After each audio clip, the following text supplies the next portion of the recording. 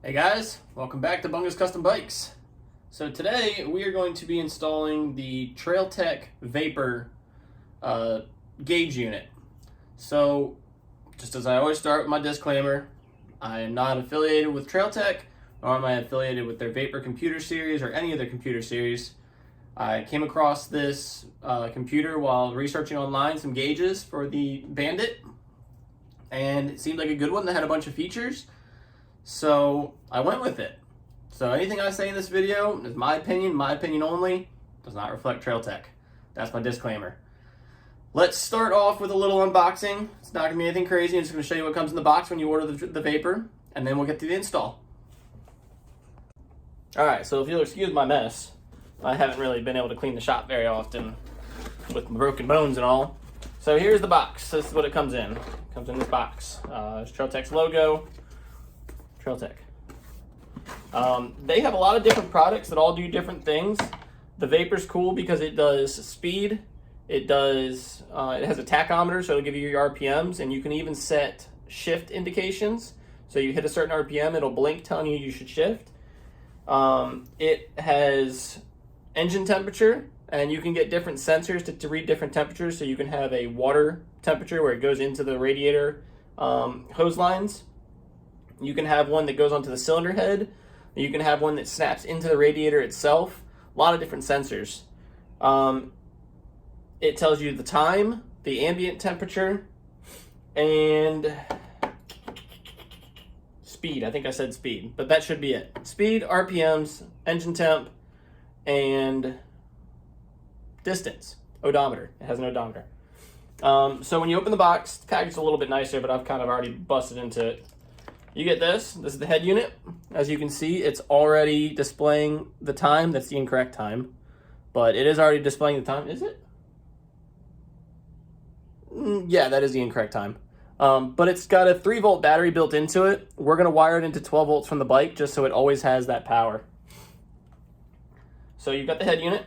You've got the speed sensor. And this just basically runs off a magnet that'll go to the fork. And, the magnet will go on the wheel. The sensor goes to the fork, and that'll tell you speed. It has an optional different temperature sensor. This is for the tachometer. So it uses an induction tachometer. So we're just going to wrap this around a spark plug wire. And as it reads the pulse going through the spark plug wire, it will read that as a revolution. So that's how it tells the RPMs. And then it has your power in. So that's 12 volts of power. It has handlebar mounts. So you can mount to the handlebar. We're going to build a little mount for it. And then it has your different mounting hardware, as well as the magnet for the speed sensor. You can see all those screws are stuck to it. Of course, instructions. And then another different 12 volt. And then here is the other temperature sensor. So I'm going to actually, for this application, I'm going to unscrew this temperature sensor from that. And we're going to use that for our temp. And of course a sticker. So that is what comes in the box. Let's get to installing it. All right, so first things first, I want to get it mounted. That way we can figure out where everything's going to go. We can cut wires to length. So this little mounting bracket comes with it. This mounting bracket came with the, what's it called? The dash display that I already have wired up. Let me grab that.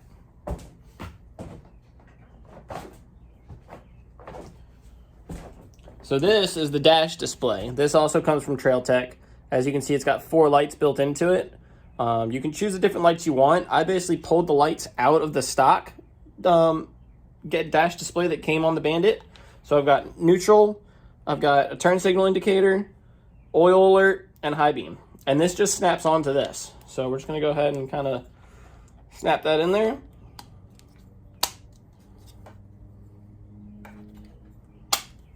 Like so. And now we've got our full gauge display that I really like, just the aesthetic of that.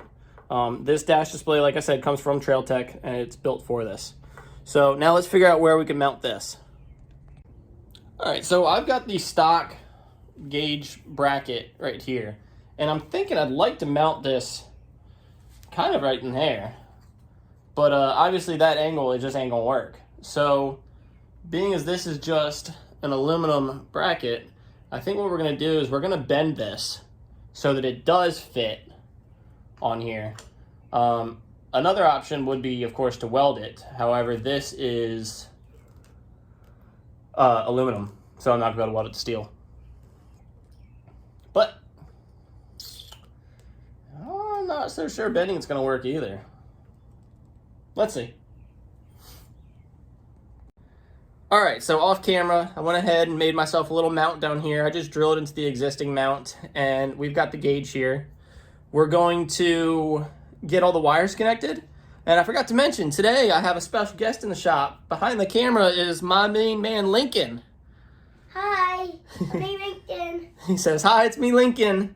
So let me get all the plugs, and we'll get this installed. All right, so I got all the wires. So I want to connect them before we actually get it mounted in. That way we can run them down the frame and get them where they need to go. So the first one I'm going to connect is the temperature sensor. So they all go into specific plugs. So they're not going to get, you're not going to accidentally plug it into the wrong one. Like this is a 4-pin plug that goes into the 4-pin female plug. So we'll go ahead and get that clipped in and set it off to the side. And then the next one we'll do is we'll do the tachometer. Once I get it all undone here. Hi guys. Lincoln saying hi again. Are your buddy Lincoln here? My buddy Lincoln. Yep, so we'll get the tachometer. And again, this is just a little 2-pin, small square. Yeah. A female. So it's going to go into this one. Is everybody watching this drive? Everybody, yep, he's got a point. Everybody should like and subscribe to the videos. Yeah. All right. Next one I'm going to do is the speedometer. Or the speed sensor, excuse me. So same thing, this is going to be a female plug, so it's going to go to the only male connection. Yeah. So we're going to go here and plug that one in. And then the last one is going to go to the only remaining plug we have coming from it. And this is a female connection. Yeah, guys. Going to the male plug. Yeah. So now that we got all those plugged in, we'll go ahead and run the wires down the frame, and then we'll get the gauge mounted. Yes. All right, now we're just feeding these wires through. And Hi guys. Lincoln saying hi again. We're gonna feed these wires through. Y'all be a motorcycle right now. And now we're gonna get this gauge mounted in. Yeah. The gauge mounting is a portion for the motorcycle, so we need it for the motorcycle to move. That's right. Yeah.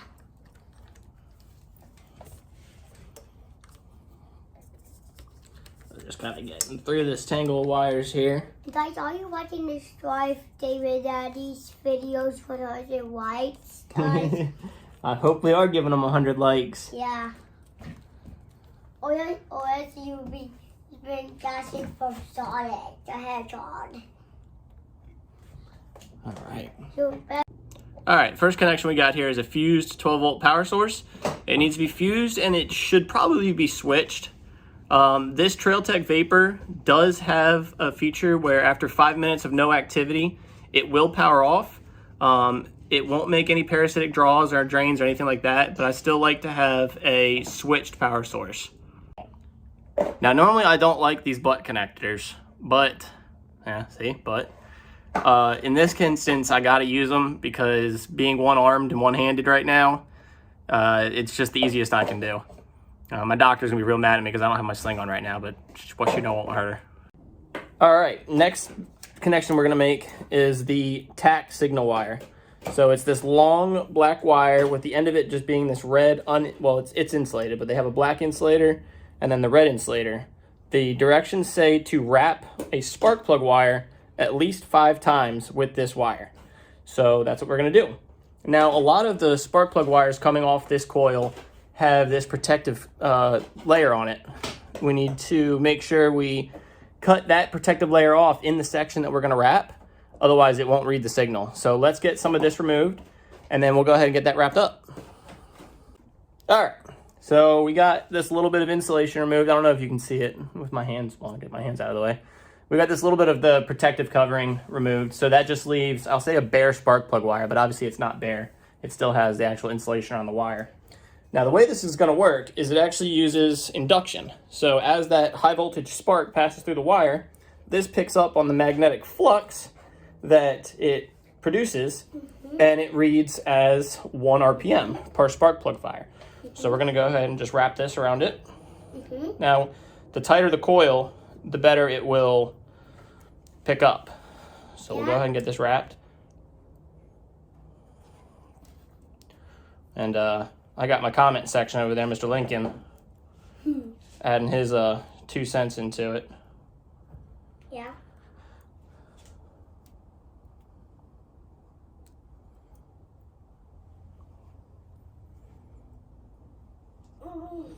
All right, so now that we got that wrapped up, we're going to get it wrapped all the way around. And then we're just going to cover it with some electrical tape to hold it in place.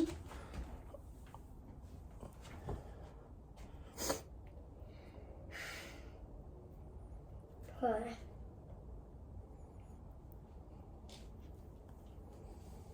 guys. Hold on, bub.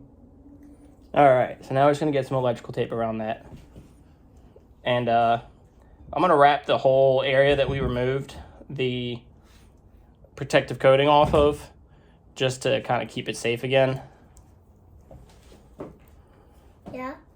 Because it is a, not only is it a heat barrier for this, but it's also a rub protection to make sure it doesn't get chafed and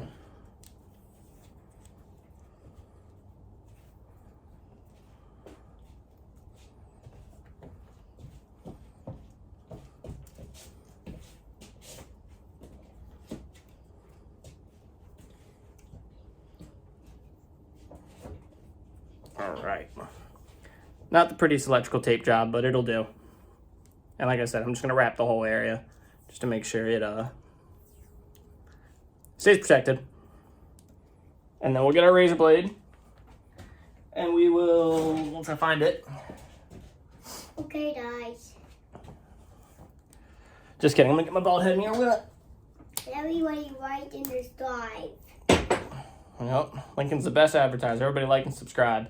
Yeah. And then what we're gonna do with this extra is we're just gonna kind of bundle it up. And we wanna make sure we bundle it away from the spark plug wire. And then we'll just zip tie it to the frame.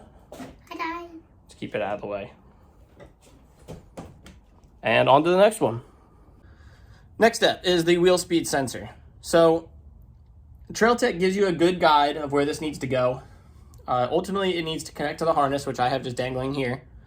And it needs to be attached to the fork. They give you double-sided tape to attach to the fork. It needs to be able to pick up the little neodymium magnet that comes with it. I don't know if I'm saying that right. But they don't specifically tell you where on the fork it needs to go. They have a lot of different mounting options for the magnet. I always like to put the mount on the front of the fork, so that way as the wheel spins, if for some reason this comes loose and the wheel hits it, it will knock it out of the way. Rather than if it's on the back of the fork, the wheel could pull the sensor into the wheel itself, get tangled, rip your wires all up. Not a fun time. So we're going to put it on the front of the wheel, and we're going to position it so the magnet just barely comes past it. And if you look, there's a little S right there. That's about where we want that magnet to come past it. Okay, so off camera, I got some super glue, and we glued the little neodymium magnet to the rotor. So now we basically just got to mount the sensor right about there. So I'll peel the tape off, and we'll get it mounted.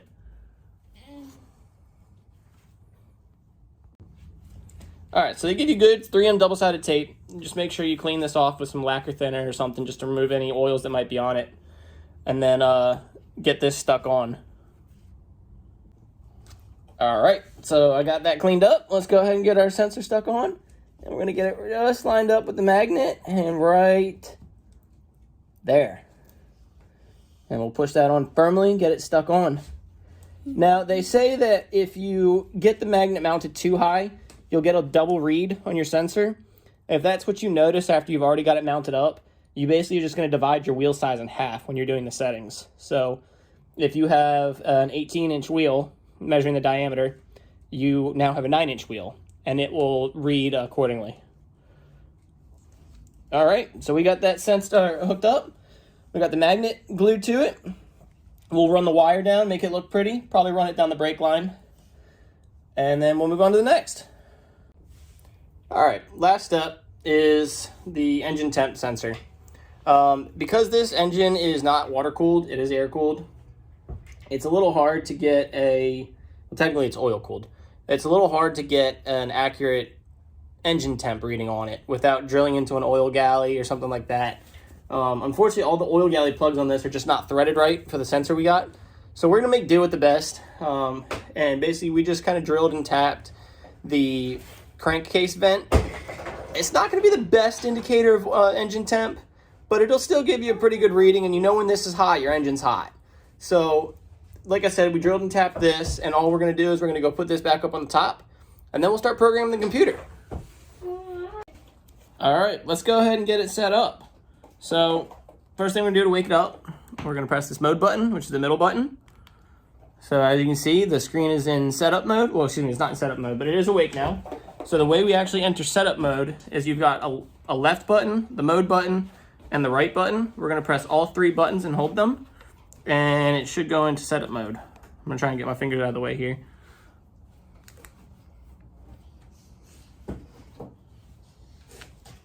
All right. So the first one it wants to give us is is miles per hour for units. So the speed and distance format. So we are in the US of A here. So we're going to stick with freedom units, and we're going to stick with miles per hour. Oh, we didn't make a selection. So if you don't make a selection, press any buttons, it will jump back out of data selection mode. So you just jump back in that by pressing all three buttons and holding them, and then you'll see it flash. So we're going to stay in miles per hour. Press mode to jump to the next one. This one is our wheel size. So you can look at the, what's it called? You can look at the instructions, and that will tell you how to set your wheel size. I have a 23-inch wheel on a 17-inch rim, which is going to give me a wheel size of 1833.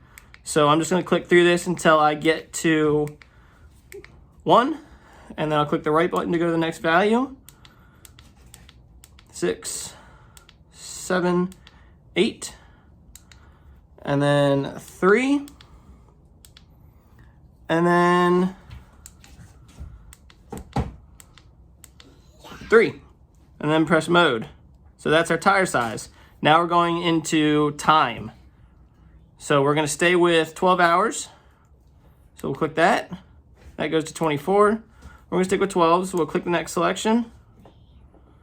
And then we'll press mode to stick with 12. And now we're setting the time. So the current time is 3:12. So we'll go ahead and set this to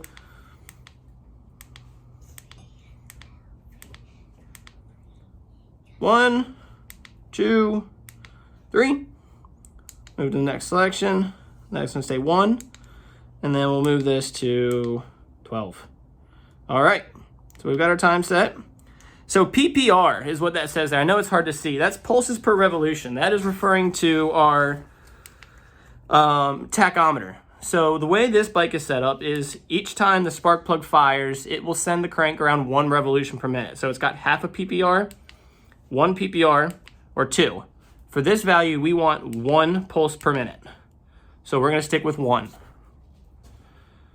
and press mode. Now, for where it says pulse, that is going to be PPR level 2.